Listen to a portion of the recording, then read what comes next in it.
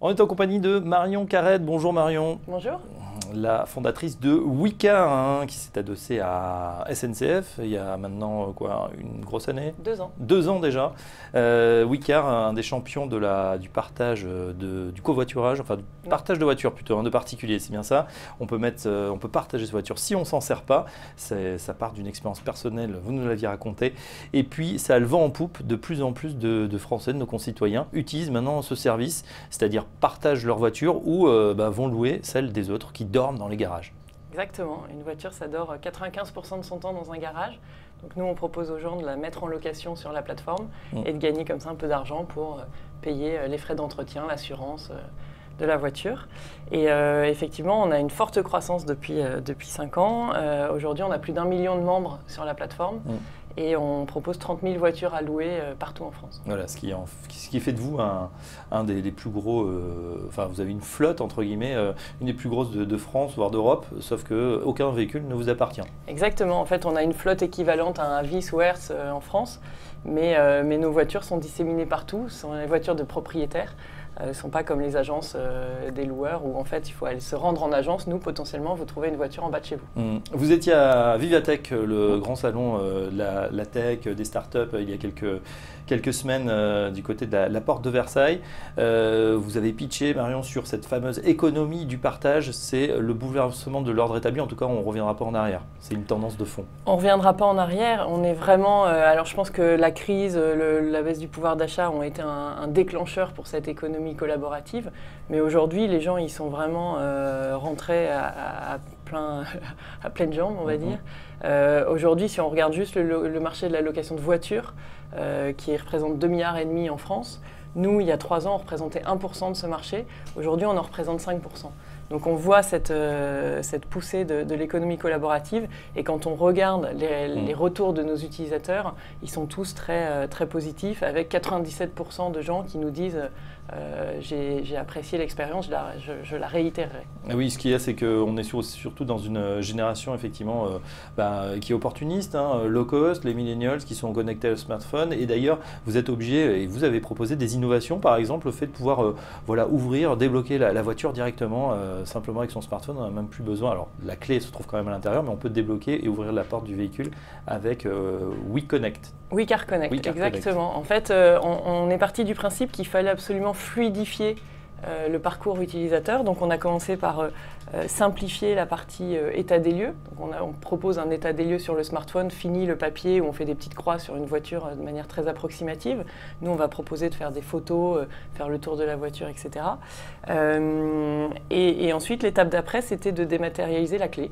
Et donc c'est ce qu'on a fait, on installe des boîtiers dans la voiture qui permettent d'ouvrir la voiture grâce à son smartphone et donc de ne plus avoir besoin forcément de rencontrer le propriétaire, puisque tout se fait de manière automatique et en self-service quasiment. Voilà, le partenariat avec SNCF, ça prend de l'ampleur. Aujourd'hui, vous mettez à disposition de plus en plus de véhicules directement dans les gares pour le fameux point-point, c'est-à-dire il faut prendre le train, mais une fois qu'on est à la gare, ça ne suffit pas. Si on doit aller sur son lieu de vacances, il faut qu'on puisse trouver une voiture également. Exactement. En fait, on a un gros projet avec SNCF qui a investi chez nous il y a 2 ans, qui est de connecter leurs véhicules de service. Donc, ce sont des voitures qu'ils utilisent pour aller sur les voies, etc. pendant la semaine. Il y a une partie de ces voitures qui, le week-end, restent à dormir sur un parking. Et donc, on les propose à la location sur la plateforme le week-end.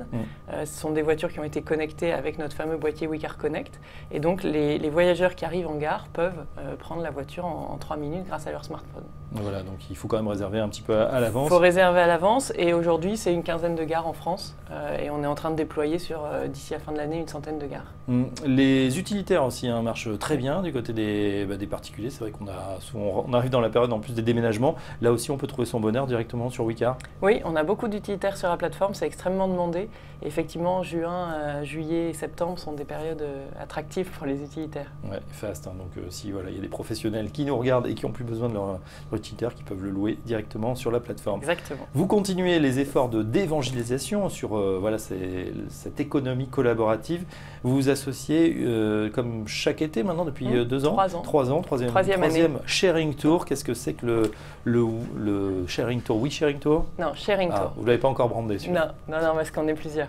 Dans le Sharing Tour, c'est l'idée de proposer des voyages collaboratifs. Donc on s'est associé avec Butterfly, Airbnb et Voyage SNCF. Donc le bateau, le logement, le billet de train et évidemment Wicar, la voiture.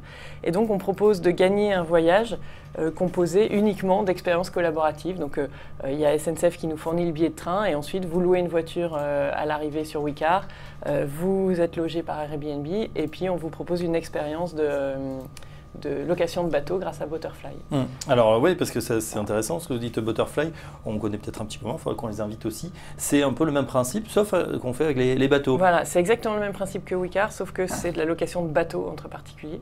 Donc ils ont 2000 bateaux aujourd'hui en France. Et l'idée du Sharing Tour, c'est vraiment de montrer qu'on peut voyager autrement avec une expérience plus locale, plus collaborative. Et donc, on permet de gagner 4 voyages comme ça, un voyage couple, un voyage famille, un voyage solo et un voyage entre potes. Et donc, il y a un petit questionnaire à remplir en fonction de ce qu'on aime faire en vacances, etc.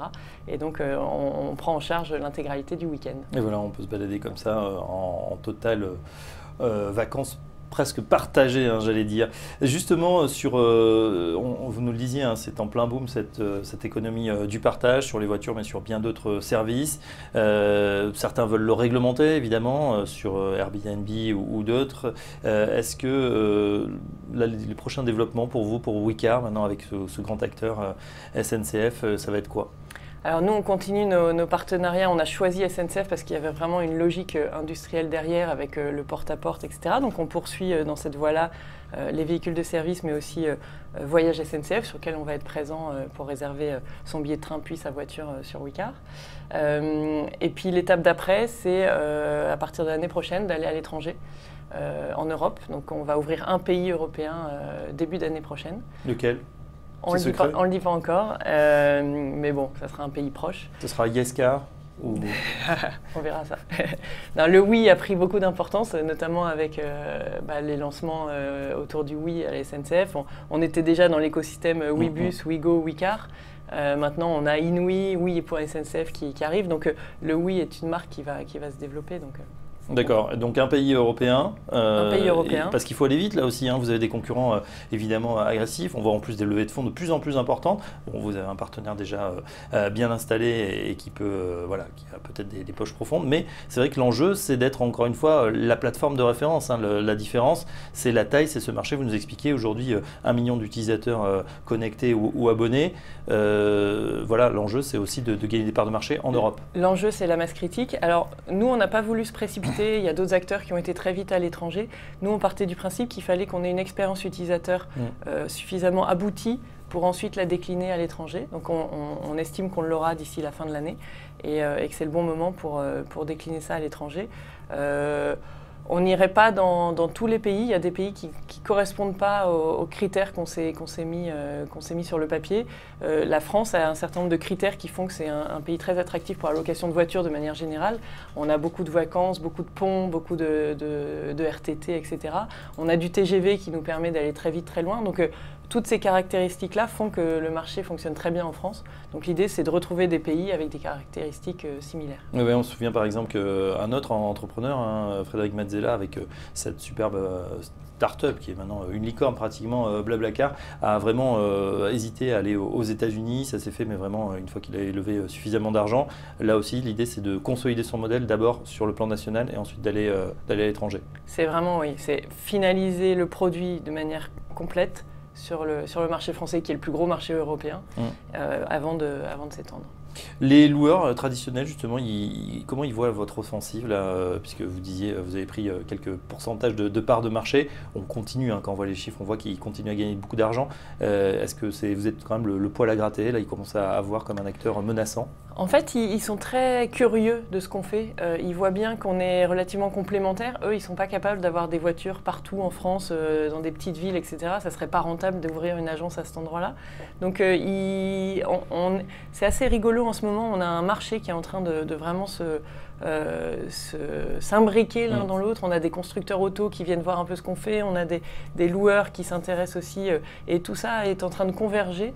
Il y a même des pros qui utilisent votre plateforme du coup maintenant. Oui, on a des professionnels qui proposent leur voiture à louer. Alors ça peut être des professionnels de l'auto, ça peut être des petits loueurs qui viennent combler des stocks qui leur restent. Donc on a un flux de demandes qui est tel qu'on intéresse aujourd'hui beaucoup de monde et on se rend compte que finalement tout ça va dans le bon sens parce que tout ça va dans le sens d'une mobilité plus partagée et plus intelligente finalement. Et évidemment toujours plus digital, là aussi les applis, ça devient de plus en plus simple effectivement. On peut oui, et puis les applis secondes. prennent de plus en plus d'importance dans le trafic. Hein.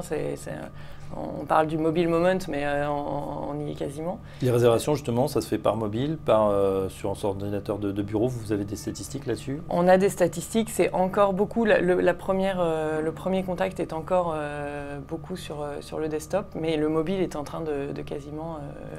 il le supplantera dans l'année. Voilà, et puis c'est vrai qu'on l'a peut-être pas bien expliqué, mais on voit une petite vidéo à l'écran.